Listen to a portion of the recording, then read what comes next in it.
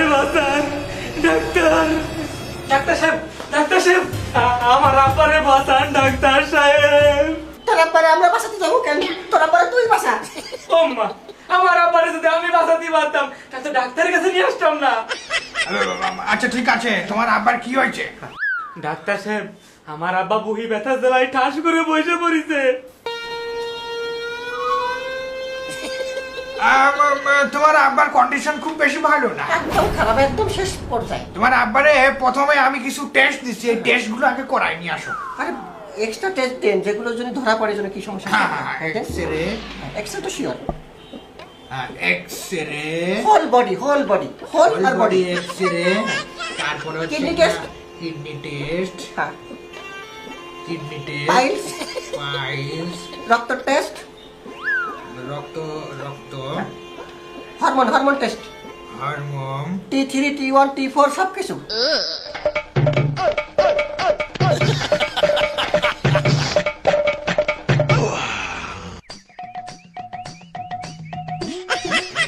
ওকে ঠিক আছে, diabetes, blood group সব কিছু দিদি থাকে। আরে আপনি বুঝি সিরিয়াস রোগী, বাসে কিনা দেন আর দিদি থাকেন, দিদি থাকেন, দিদি থাকেন, দিদি থাকেন, দিদি থাকেন। আর হ্যাঁ, কলমের কালি শেষ হয়ে গেল রে, নাহলে তারও দেওয়া যেত। এই নাও, এই টেস্টগুলো করাই নিয়ে আসো আগে। ওম্মা, ডাক্তার সাহেব, আমার আব্বারে তো ঠিক মতন দেখলেনই না, রোগের নামও জিজ্ঞেস করলেন না, আসা মাত্র এতগুলো টেস্ট দিয়ে দিলেন। আরে তুই কি মেলা বেশি বুঝিস? আমাকে ডাক্তারের চাইতে বেশি বুঝিস? শোন, আমাকে এই ডায়াগনস্টিক সেন্টারের মালিক বলেছে প্রতিদিন অন্তত 50,000 টাকা টেস্ট দিতে। হ্যাঁ, কি আবার আবার? না না বলেছিল, কিন্তু আমরা এরকম কোনো সময় করি না। না না, ওইগুলা না। শোনো, তোমার বাপের যে কন্ডিশন দেখলাম, তাতে ওই টেস্টগুলো না করানো পর্যন্ত কোনো ওষুধ দিতে পারতেছি না বাবা। ডাক্তার সাহেব, তারপরও আমার আব্বার একটু ভালোভাবে দেখে প্রাথমিক ভাবে তো কিছু ওষুধ পাতি দিতে পারতেন। কি ওষুধ দেওয়া যায়? আমার কাছে শুনতে শুনকান, আমি তো এক্সরের নাম করে আপনার হেল্প করেছি একবার, আমি পাবো না ওষুধের নাম। আচ্ছা ঠিক আছে, তোমার আব্বার জন্য আমি এখন যা করতে পারি, আমি ওই 5টা দোয়া লিখে দিছি, 5 ওয়াক্ত নামাজ পড়ে এই দোয়া করে ফু দিবা।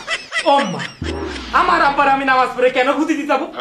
কি কুলাঙ্গারের মতো কথা কইস? বাপ তোর, তুই ফু দিবি না, দেবে কিনা? আমি যদি ফু দিই তোর বাপের কাজ হবে? উল্টো আমার মুখে থু বেরোয় এক গাদা করে প্রতিবার। আরে বাবা রে, আমি সে কথা করছি নে, দোয়াই যদি করতে হয় তাহলে তো আমি হুজুরের কাছে নিয়ে যেতাম, আমি তো ডাক্তারের কাছে আসতাম না। তা হুজুরের কাছে যাও, মানা করেছে কিনা?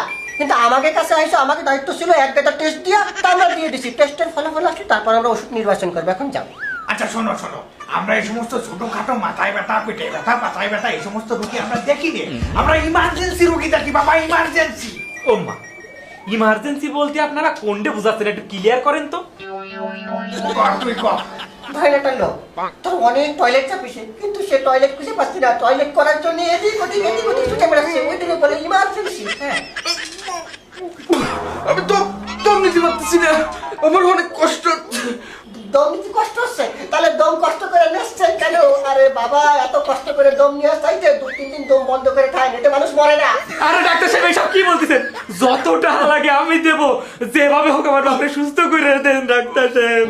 আরে বাবা রে, তোমার যদি এত টাকা থাকে তাহলে ওই পুরোনো মাল রিপেয়ার করে লাভ কি? একটা ব্র্যান্ড নিউ আপ বানিয়ে নাও। মানে আমি বুঝলাম না আপনাকে কথা। আর আমি বুঝাই করছি, শোন, যদি একটা গাড়ির ইঞ্জিন খুলে মেরামত করা হয়, ওই গাড়িতে সারা জীবন ডিস্টার্ব থাকে। তার চাইতে বাকি উচিত কি একটা নতুন গাড়ি কিনা, তাই না স্যার? হ্যাঁ, আবার ঠিক কথা বলিস। আরে ডাক্তার সাহেব, এইসব কি বলতেছেন? আরে বাবা রে, এত কথা কি? তোমার যে টেস্ট গুলো দিছি, আগে ওই টেস্ট গুলো করাই নিয়ে আসো। তারপরে ওই টেস্টের রিপোর্ট দেখে আমরা নতুন করে আবার টেস্ট দেবো। কারণ হচ্ছে কি, আমরা সব টেস্টের নাম মনে করতে পারতেছি না। যাও, এখন তোমরা যাও যাও। ঠিক আছে, আমরা টেস্ট করে নিয়ে আসতেছি, কিন্তু আপনারা দুজন কিন্তু থাকবেন। আবার চলো। আমাদের চেম্বারে আমরা থাকবো না তো থাকবা কিনা?